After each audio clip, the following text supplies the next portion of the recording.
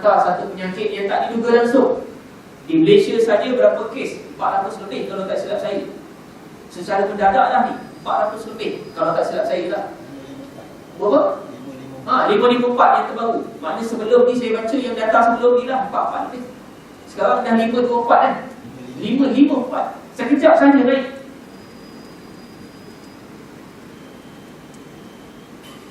Apa agak hikmah yang Allah bagi kat kita dengar? Apa yang saya nampak lah setakat ni. Yang saya nampak setakat ni. Pertama, sebelum ni bila Allah tak bagi hujan berat macam ni, orang tak pernah fikir pun kalau masjid tu kosong, apa akibatnya. Orang sikit pun tak pernah fikir. Bila dah jadi macam ni, barulah orang fikir pun. Sama-samalah kita buat solat sunnah hajat, sama-samalah kita balik kepada Islam yang fitrah, sama-samalah kita jaga solat jemaah. Yang best dia ialah yang best lah pula. Yang best dia ialah apabila doktor bagi satu tips bahawa aircon yang dipasang tu, aircon ada risiko untuk lagi menyebarkan kuman COVID-19. Sebab dia ada filter ke, dan dia mengambil udara di luar untuk masuk ke dalam, betul kan? Dan dia ada proses, dia buat prosesan dan mengalir ke udara yang sejuk. Cuma adakah kuman itu boleh melekat di penapis itu, ataupun kuman itu begitu halus sebesar zarah, dia boleh tembus juga melalui aircon. Itu salah satu pendapat yang saya baca lah. Semuanya kita membaca ni setakat ni. Cuma kita harap kita baca yang betul dan tepat. Yang kedua, bagaimana Rasulullah selalu menjaga kebersihan. 1441 tahun yang dulu Rasulullah dah jaga kebersihan. Rasulullah kan cuci tangan. Dan Rasulullah cuci tangan. Nak makan cuci tangan, nak buat benda-benda baik Rasulullah cuci tangan. Kan banyak Rasulullah cuci tangan. Rupanya kita ni dah 1441 tahun masa berlalu, kita susah nak cuci tangan kita rupa lama. Dan yang menyedihkan sekarang ni bukanlah maksud saya sedih apa. Maksud saya betul lah apa yang dibuat oleh Kementerian Kesihatan tu betul, kita tak nafikan, iaitu cuba mengelakkan persalaman. Betul, itu kita tak nafikan.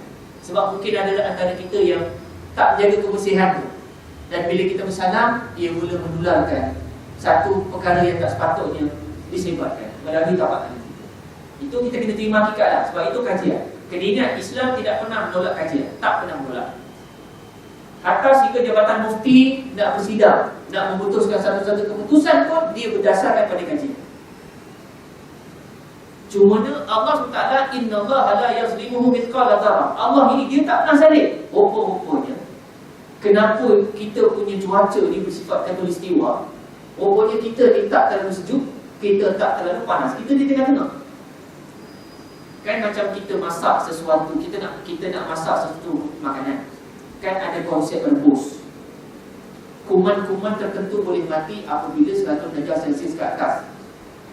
So rupanya kemarau-kemarau yang Allah bagi, cahaya terik matahari yang Allah bagi terlalu panas, boleh jadi dia membunuh kuman yang sedang melebar. Ini satu kelebihan juga sebenarnya yang kita dapat pandang.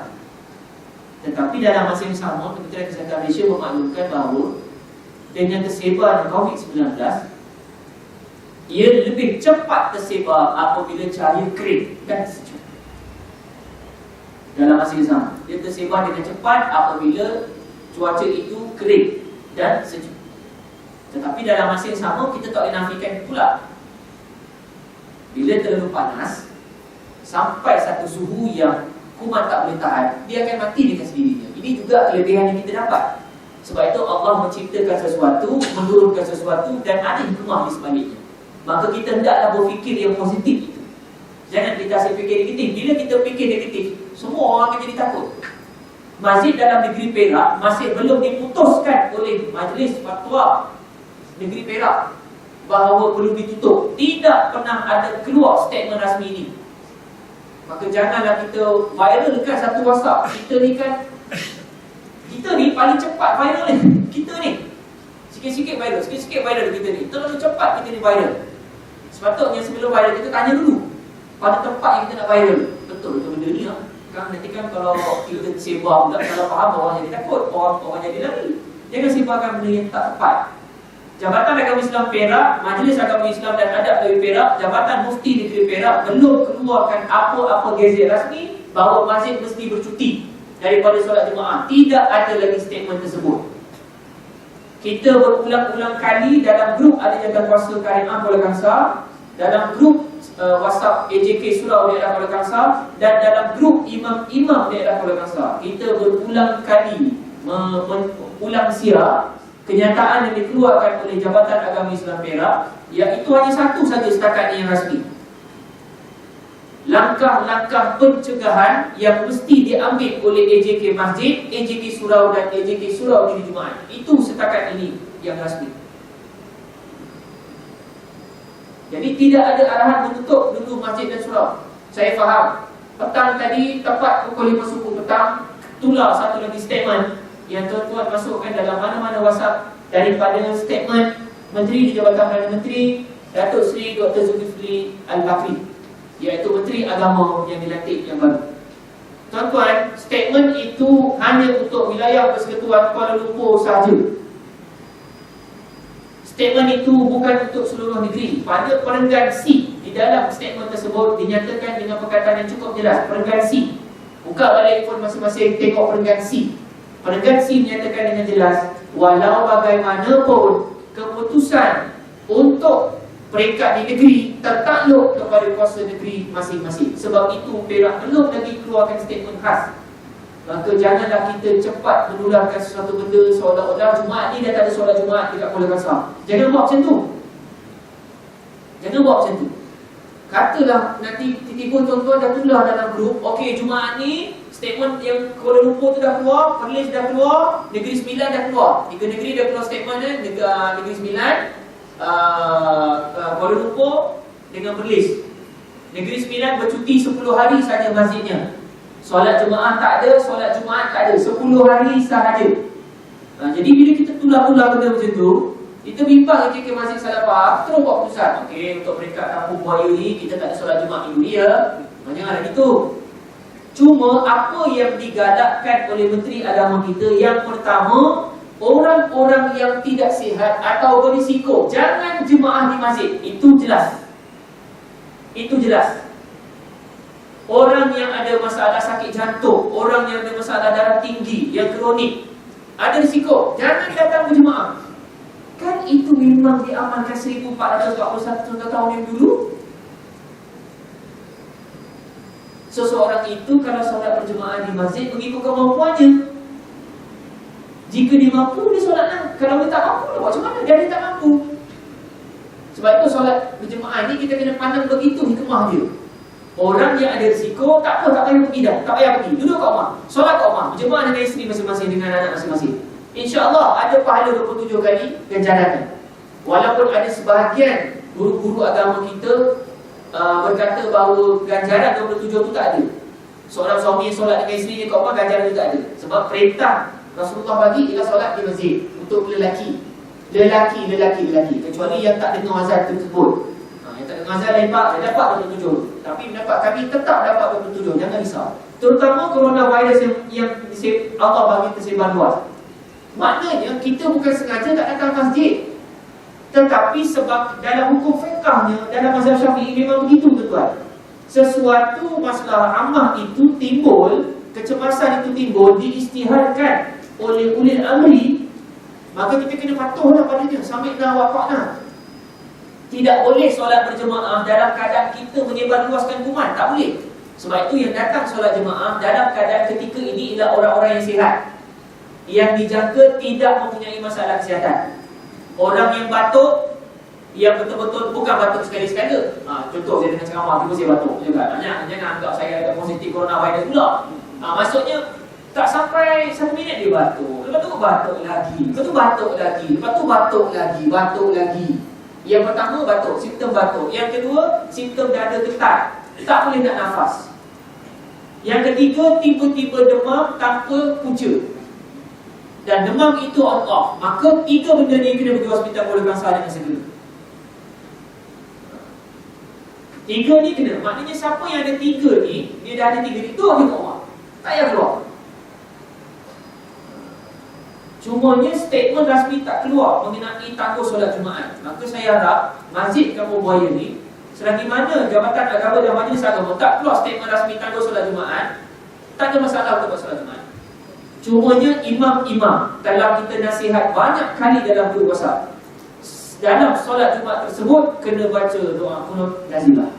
Kena baca. Itu yang Jabatan Agama Islam minta sangat kepada imam-imam buat. Katalah imam kata tak cukup nak buat ketika solat fardu Jumaat tu, nak buat subuh, awak datang subuh. Nak buat fardu lain, buat datang fardu lain. Tak apa, tak kisah. Selagi mana Tasrif Mufti kita tak keluar satu statement, saya cadangkan solat berjemaah berjalan seperti biasa. Cuma tiga simptom tadi tuan-tuan kena tengok betul-betul. Sebabnya di pejabat agama kami tu adalah pula beberapa hamba Allah yang mengatakan tak apa kalau kita mati dalam masjid tu mati syahid. Sedap dia cakap, jangan cakap gitu, tak baik. Jangan. Ya betul, itu pada pendapat yang tidak boleh dinafikan. Memang betul. Tapi Allah tak suruh zalim pada diri sendiri. Baru kita sebut tadi surah An-Nisa ayat 40. Sedangkan Allah pun tak zalim dalam penciptaannya. Ini kan pula kita nak pilih jalan zalim diri sendiri.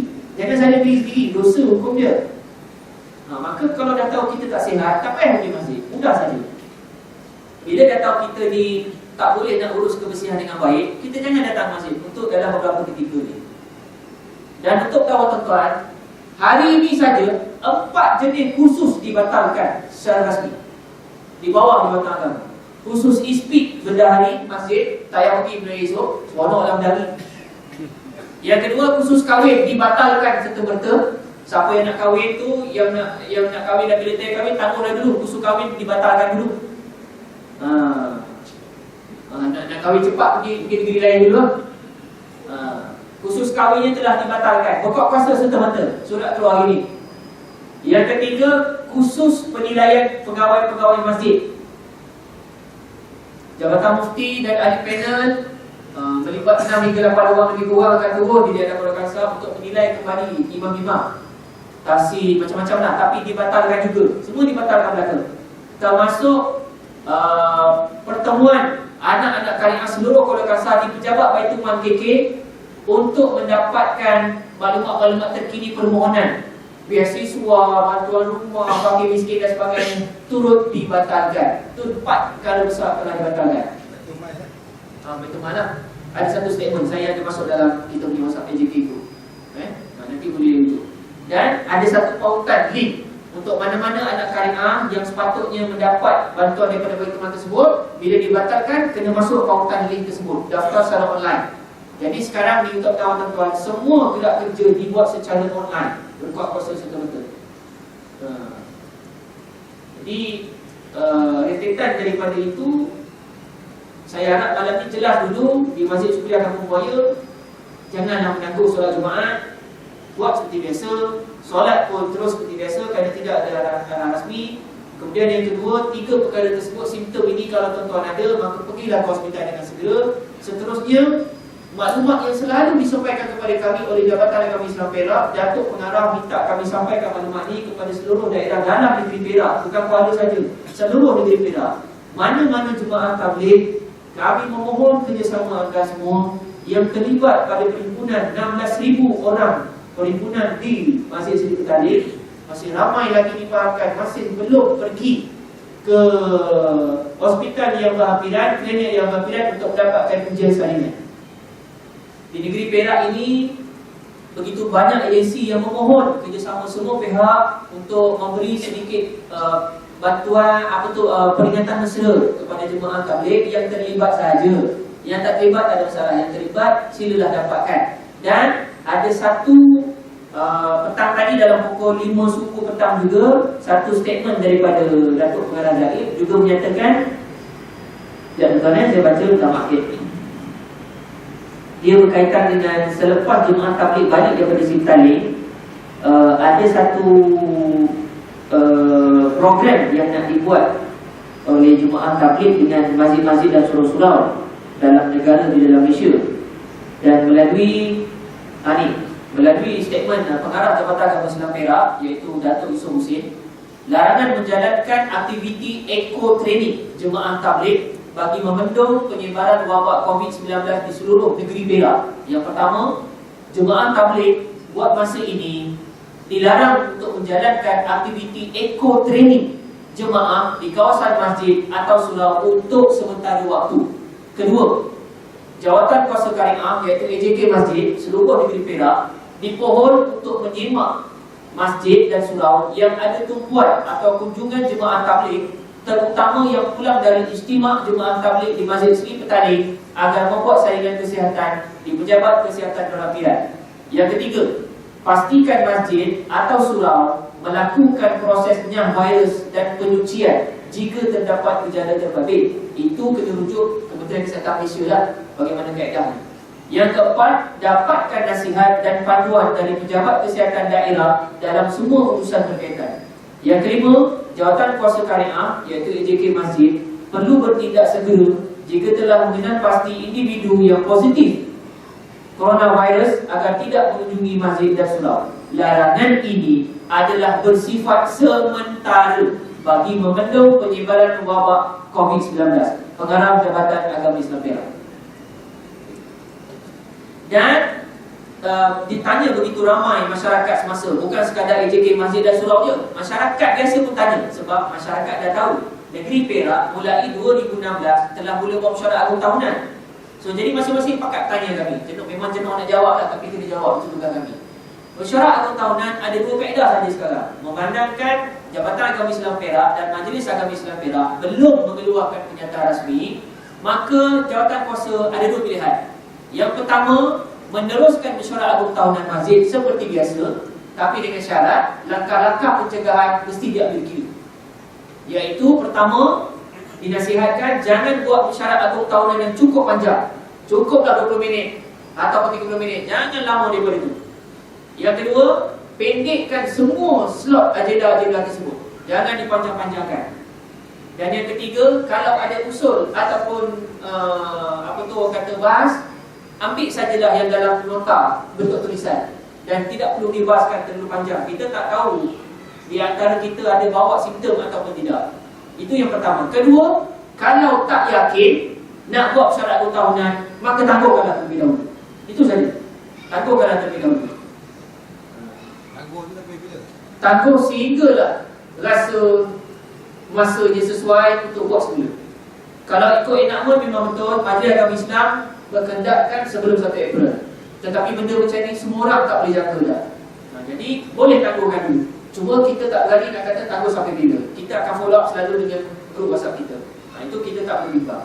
Cuma satu je yang agensi agama bimbang, tular terlalu cepat. Benda yang ditularkan terlalu cepat sehingga menyebabkan yang tak patut ditutup masjid jadi tutup. Yang terbaru, Shah Alam Seksyen 27 Masjid Al-Munawwarah ditutup oleh ahli jawatankuasanya. Ditutup tanpa pengetahuan Jabatan Agama Islam Selangor. Jadi Jabatan Agama Islam Selangor dapat maklumat masjid itu menutup dengan kaedah sendiri. AJK tutup, letak satu notis, dia tampal, dia tutup pagar, dia kunci pagar. Dan Jais mengarahkan buka sebelum masjid tersebut. Nampak? Jadi ada kepentingannya sebenarnya. Tutup pun ada kepentingan, buka pun ada kepentingannya juga. Jadi saya mengharapkan kita menunggu satu keputusan yang dikeluarkan secara rasmi oleh pihak berkuasa dulu. Cuma yang sihat datanglah, tak ada masalah. Jika yang sihat pula ragu-ragu, tak ada masalah. Solat je dari rumah. Kalau dah itu jawapannya, tak apa. Balik solat dari rumah, tak apa. Sebab itu pilihan tuan-tuan, tak apa. Cuma kita nak tahu kalau ditutup berapa lama, bagaimana kaedah penutupan, adakah seorang imam, seorang bilal dan seorang syiah ditugaskan? Itu pun kita nak tahu juga. Ataupun adakah AJK saja yang diarahkan jemaah nanti? Itu pun kita nak tahu. Sebab tu kami nak tunggu keputusan rasmi dulu keluar ni. Dia ada peringkat-peringkat. Adakah tutup tu macam perlis terus tutup terus? Terus tutup terus. Dan hayya 'ala solat itu digantikan dengan satu perkataan yang lain, iaitu solatlah kamu di rumah kamu, seperti mana yang berlaku di Kuwait dan juga di tempat-tempat lain di Asia Barat sana. Dah tukar dah. Hayya 'ala solat, lafaznya tak pakai hayya 'ala solat, tapi tukar kepada solatlah kamu di rumah kamu. Jadi kita nak tahu statement rasmi ni macam mana. Selagi tak keluar, kami tak boleh bantu masyarakat untuk beri pencerahan. Minta maaf. Hanya setakat ni saja yang kami boleh bagi pencerahannya. Tak boleh lebih daripada itu.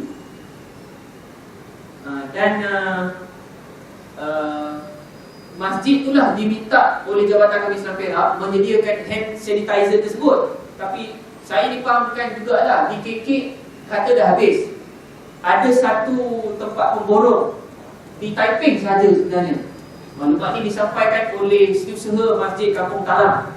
Dia cari pusing satu kepala tak jumpa. Kebetulan dia pergi band Islam di Taiping, dan dia jumpa satu orang duyuk-duyuk pergi tempat tu. Ada satu kedai tu, nanti saya akan masukkan dalam WhatsApp group kita lah. Boleh beli sana borong. Satu botol tu RM35 kalau tak silap saya, tapi boleh dapat murah. Sebab beli untuk borong. Pokoknya di Taiping tu kilang yang mengeluarkan produk cuci tangan. Jadi taklah jauh. Kami ingat dia pergi Putrajaya, tengok orang cari jauh. Tapi kita juga dimaklumkan, jika kita pandai menjaga kebersihan diri, tak semestinya kena guna hand sanitizer tersebut. Ada lagi sabun yang biasa pun kita boleh, asalkan kita kena jaga kebersihan diri kita. Dan digalakkan datang ke masjid, pakaian memang kena bersih. Kena bersih. Benda tu dah 1441 tahun dulu Nabi buat. Memang kena bersih pun. Datang masjid memang kena bersih. Kena bersih. Kopiah kita bersih, baju kita bersih, kain makeup kita bersih, tempat sujud kita pun kena bersih. Tempat sujud. Maknanya kalau tuan-tuan tak yakin sejadah dia bersih, tuan-tuan bawa ada satu kain yang kecil, tuan-tuan bentak atas sejadah ni, sama boleh sujud. Tak ada masalah. Setakat ni saya yakin lah, pergi ke mana masjid masalah tu bersih lah. Saya sujud je lah setakat ni. Itu saya punya prinsip lah. Kalau tuan-tuan tak yakin, ambil lah cair ke apa tu, letaklah dekat depan. Itu tak ada apa isu. Sebab tu datang puasa masjid diminta untuk memperbaharui kebersihan. Lagi buka puasa serta-merta lah. Jadi ada soalan setakat ni yang tuan-tuan nak ada? Ada? Ya. Terima kasih atas penerangan Ustaz. Ya. Saya yang pernah banyak nak tanya, tapi bila Ustaz dah minoritaskan semua.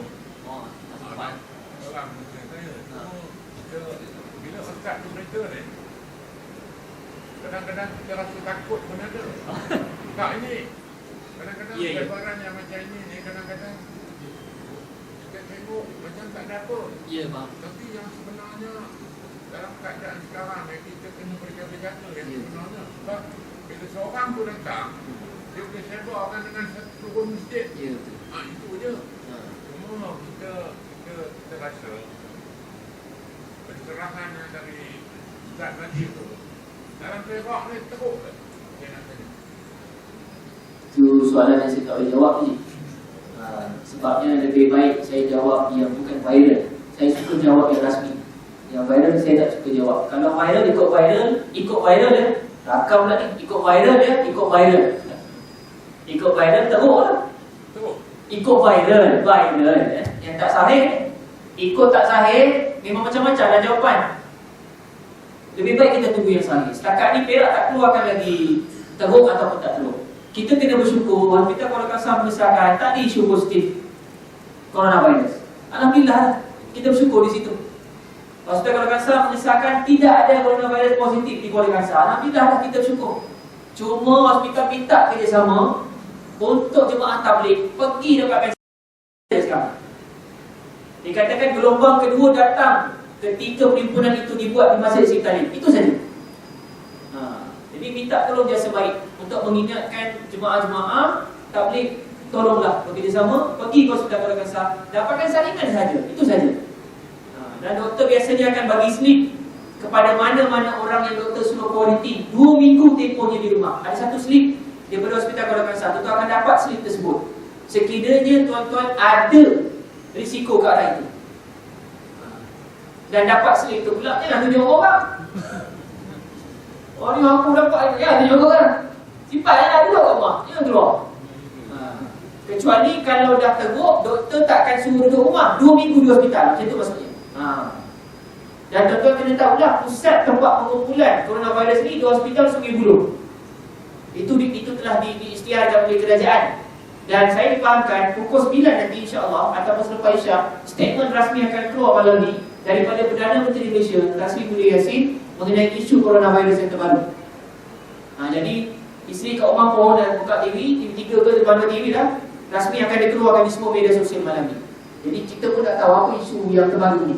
Adakah cuma yang kita tahu WHO, Pusat Kesihatan Sedunia telah memaklumkan wabak ini sebagai pandemik yang menular di seluruh dunia tanpa sepadan.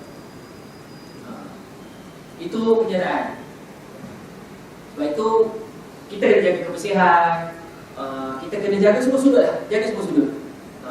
Dan dalam masa yang sama bersabar sikit je, bagilah masa kepada Jabatan Agama Islam Perak dan Majlis Agama Islam Perak buat dia punya analisis ni terlebih dahulu.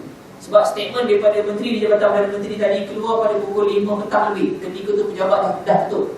Jadi nak keluar statement rasmi susah lah. Tunggulah esok, insyaAllah esok ataupun tu. Sebab kami tahu, sebab kami di seluruh Perak ni memang soalan yang sama keluar. Seluruh Perak tanya soalan yang sama. Jadi pegawai-pegawai akan beritahu jawapan yang sama juga. Kita tak boleh nak kata macam Haji kata teruk tak teruk tu, Haji kena dapatkan maklumat dekat Hospital Kuala Kangsar. Setakat ini alhamdulillah kita bersyukur tidak ada positif kes di Kuala Kangsar. Setakat, peganglah itu insya-Allah. Nak lebih yakin lagi, pergi jumpa pengarah Hospital Kuala Kangsar, suruh dia keluar satu statement. Dia tapak kat orang yang tahu nanti. Memang betul, pejabat-pejabat penghulu pun tanya juga. Tapi itulah yang kami boleh bagi maklumat setakat. Ada soalan lagi tuan-tuan yang nak tanya? Ya. Tolong jangan buat viral pula lah. Jadi sekadar untuk maklumat je. Anak kampung Boya ni, dia ni Ustaz Ijazah Sana Buta Universiti Malaya lah Ustaz. Jadi anak kepada beliau ni merupakan doktor pakar di Sungai Buloh tu. Dia kebetulan pula menjaga kes coronavirus tu. Dia bagi tahu, ayah ni tadi bagi tahu saya di sana